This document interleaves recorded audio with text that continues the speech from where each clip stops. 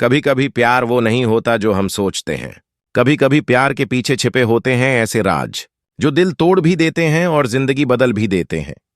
और यही कहानी है तुम से तुम तक की, जहां आर्य और अन्नू का रिश्ता अब एक नए मोड़ पर पहुंच चुका है। ये वो लम्हा है जहां प्यार, धोखा और किस्मत तीनों एक साथ खेल खेलने वाले हैं। आर्य की आंखों में आज एक चमक थी, जैसे उसने दुनिया जीत ली हो। उसके दिल में बस एक ही ख्वाहिश थी, अनु को अपनी जिंदगी में शामिल करने की। तुम ही हो मेरी मंजिल अनु, उसने खुद से कहा था।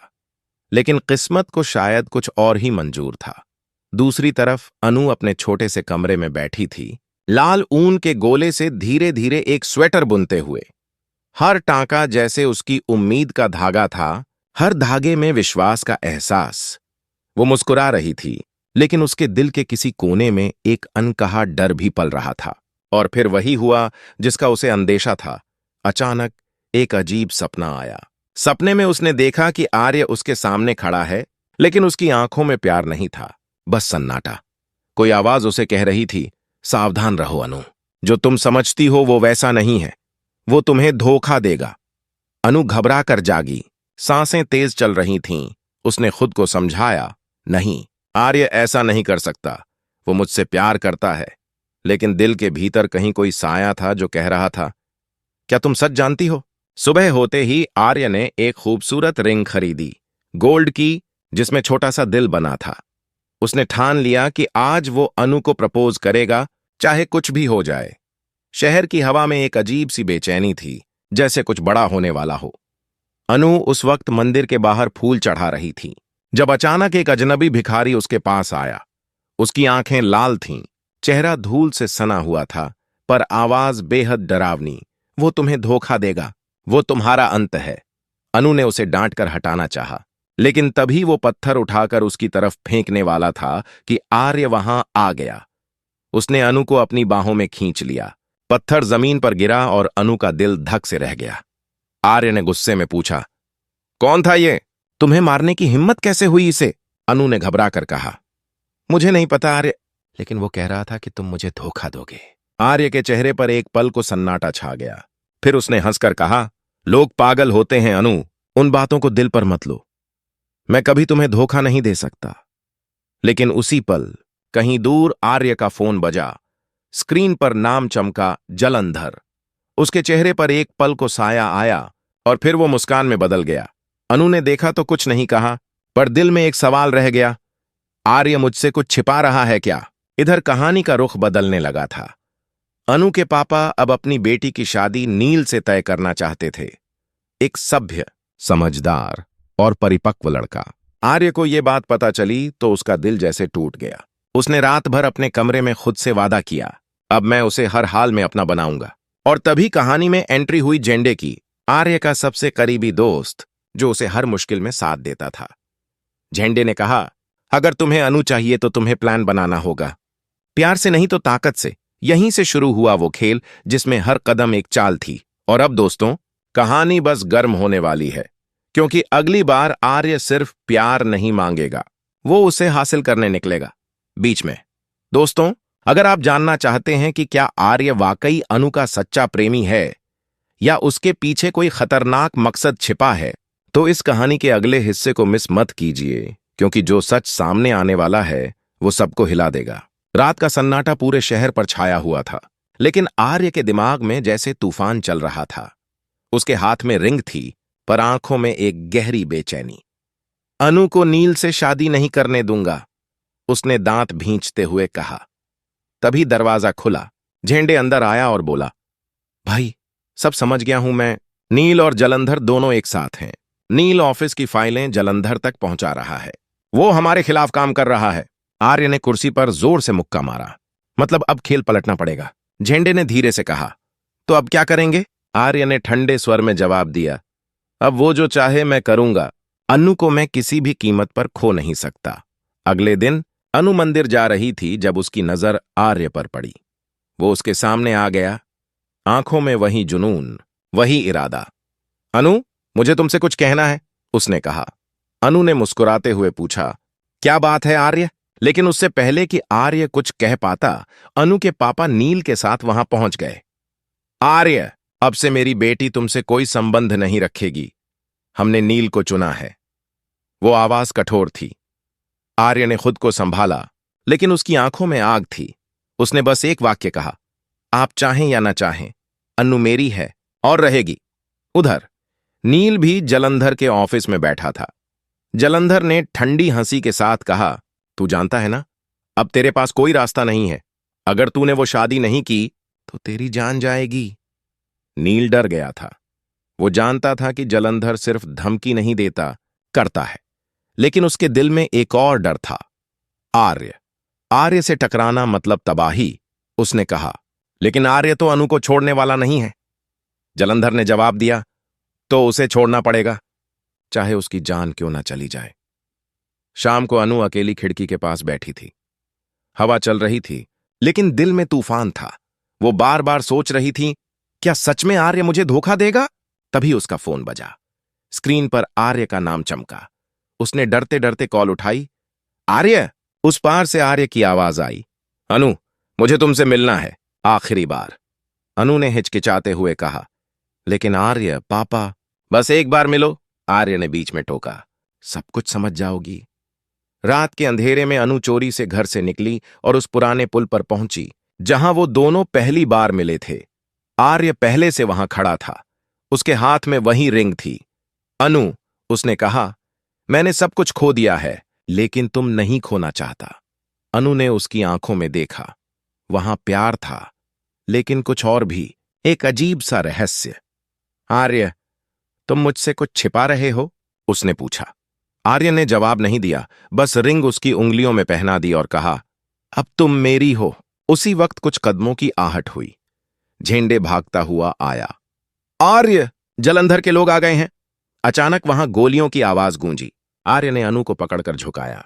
चारों ओर अफरा तफरी मच गई। अनु चिल्लाई, ये क्या हो रहा है? आर्य ने कहा, तुम्हें बचा रहा हूं। लेकिन अनु को अब सब कुछ बदलता दिख रहा था। आर्य की आंखों में प्यार की जगह डर और गुस्सा था। जब गोलीबारी थमी, आर्य ने अनु को अपनी कार में बैठाया और तेजी से चला गया। अनु रोती रही। कहां ले जा रहे हो मुझे? आर्य ने कुछ नहीं कहा, बस बोला, अब कोई हमें अलग नहीं कर सकता। तभी अनु को एहसास हुआ, ये प्यार नहीं, ये पागलपन है। अगले दिन खबर आई, अनु गायब हो गई है। पूरा शहर हिला हुआ था। नील पुलिस स्टेशन पहुंचा और चिल्लाया, आर्य ने उसे किडनैप किया है। आर्य के घर पुलिस पहुंची, लेकिन वो वहां नहीं था। हर कोई उसे ढूंढ रहा था। अनु का परिवार टूट चुका था। उसके पिता ने कहा, वो लड़का मेरी बेटी को बर्बाद कर देगा। लेकिन दोस्तों, असली खेल तो अब शुरू हो रहा था, क्योंकि आर्य के पास सिर्फ प्यार नहीं था, एक गहरा राज भी था। वो अनु के पास इसलिए नहीं था कि वो उससे प्यार करता है, बल्कि इसलिए कि अनु में किसी और की परछाई थी। अनु वही थी, राजनंदनी, आर्य की पहली पत्नी का पुनर्जन्म। और अब आर्य उस राज को छिपाना चाहता था, या शायद खत्म करना। मध्य मोड़ पर। दोस्तों, कहानी अब उस मोड़ पर पहुंच चुकी है जहां हर किरदार का असली चेहरा सामने आने वाला है। क्या आर्य वाकई एक प्रेमी है या एक खतरनाक खिलाड़ी? क्या अनु को अपना अतीत याद आएगा? अगर आप भी जानना चाहते हैं कि यह रहस्य किस ओर ले जाएगा, तो बने रहिए हमारे साथ, क्योंकि सेक्शन 3 में होगा सबसे बड़ा धमाका, जहां प्यार और धोखे की असली जंग शुरू होगी। रात का समय था। बारिश लगातार गिर रही थी। आसमान में बिजली कड़क रही थी और एक पुरानी हवेली के अंदर आर्य ने अनु को बंद कर रखा था। अनु की आंखों में डर था, लेकिन साथ ही कुछ अजीब सी पहचान भी उभरने लगी थी, जैसे उसे किसी पुराने जन्म की याद आने लगी हो। उसने कांपती आवाज में कहा, आर्य, तुम मुझे यहां क्यों लाए हो? क्या तुम सच में मुझसे प्यार करते हो या? आर्य अचानक गुस्से में उठ खड़ा हुआ। उसकी आंखों में पागलपन था। प्यार? हां, मैं तुमसे प्यार करता हूं, लेकिन तुम समझती नहीं हो अनु। तुम वही हो जिसने मुझे बर्बाद किया था। वही राजनंदनी। अनु चौंक गई। राजनंदनी? कौन राजनंदनी? आर्य ने मेज पर रखा एक पुराना फोटो उठाया। उसमें आर्य और एक औरत थी, हूबहू अनु जैसी। ये थी मेरी पत्नी, जिसने मुझे धोखा दिया, मुझे मरने के कगार पर छोड़ दिया। और अब तुम उसी की परछाई बनकर मेरे सामने आई हो। इस बार मैं तुम्हें खोऊंगा नहीं। अनु के हाथ कांप गए। आर्य, तुम पागल हो गए हो। मैं कोई राजनंदिनी नहीं हूं, मैं अनु हूं। तभी झेंडे वहां आ गया, भीगा हुआ, घबराया हुआ। भाई, पुलिस चारों ओर घेर चुकी है, अब देर नहीं करनी चाहिए। आर्य ने ठंडी हंसी हंसते हुए कहा। झेंडे, अगर वो मुझे नहीं मिल सकती तो किसी को नहीं मिलेगी। अनु ने चिल्लाते हुए कहा। आर्य, ये प्यार नहीं है, ये जुनून है जो हमें खत्म कर देगा। लेकिन आर्य के दिमाग में बस एक ही बात थी, अगर प्यार अधूरा रह जाए तो जिंदगी का क्या मतलब। इसी बीच बाहर नील और पुलिस पहुंच चुके थे। नील चिल्ला रहा था, आर्य, दरवाजा खोलो, यह आखिरी मौका है। लेकिन हवेली की दीवारों के अंदर कहानी कुछ और ही मोड़ ले चुकी थी। अनु धीरे धीरे पीछे हटती गई और बोली, आर्य, अगर तुम सच में मुझसे प्यार करते हो तो मुझे जाने दो। आर्य की आंखों में आंसू थे। मैं तुम्हें जाने नहीं दे सकता अनु, क्योंकि तुम मेरे अतीत की अधूरी कहानी हो। अचानक एक जोरदार धमाका हुआ। जलंधर के लोग हवेली में घुस आए।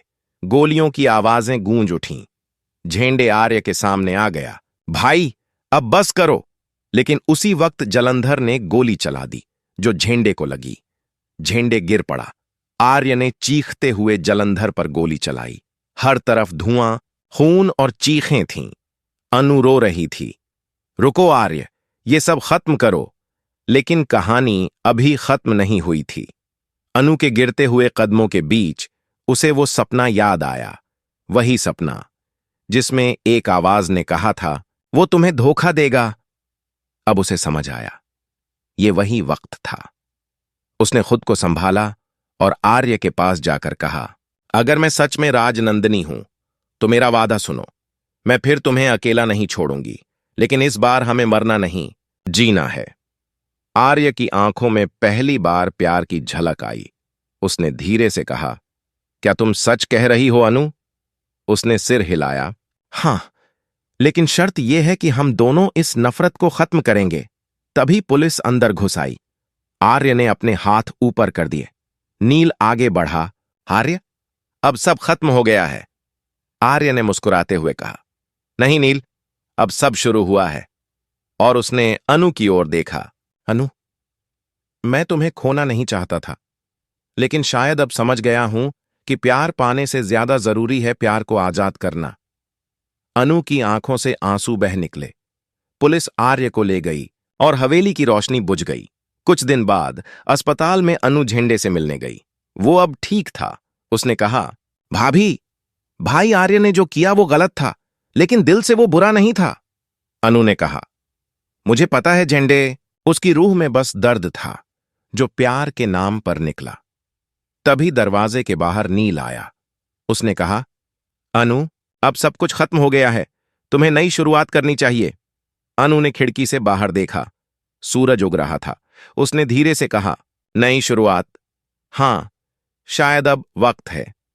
लेकिन हर शुरुआत के पीछे एक कहानी होती है, और मेरी कहानी आर्य से शुरू होकर आर्य पर ही खत्म होगी। फिर कैमरा धीरे धीरे पीछे हटता है। अनु अकेली सड़क पर चल रही है।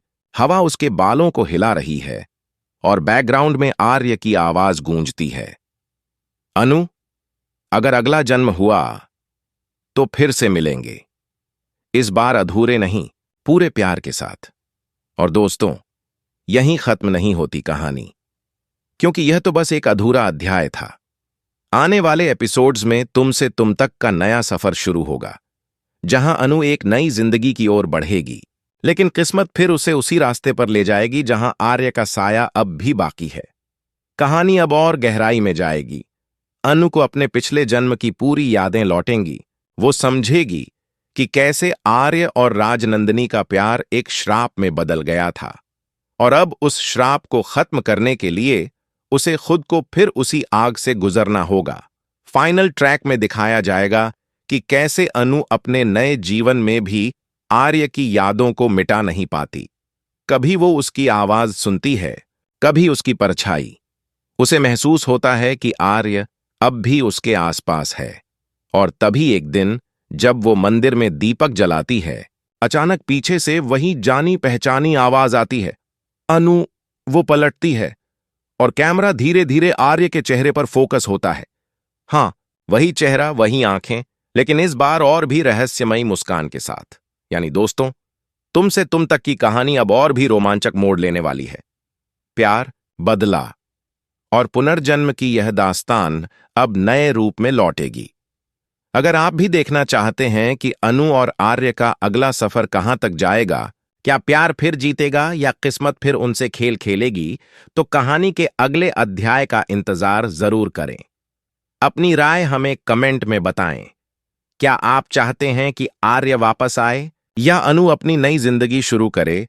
बने रहिए, क्योंकि कहानी अभी खत्म नहीं हुई। ये तो बस एक नए जन्म की शुरुआत है।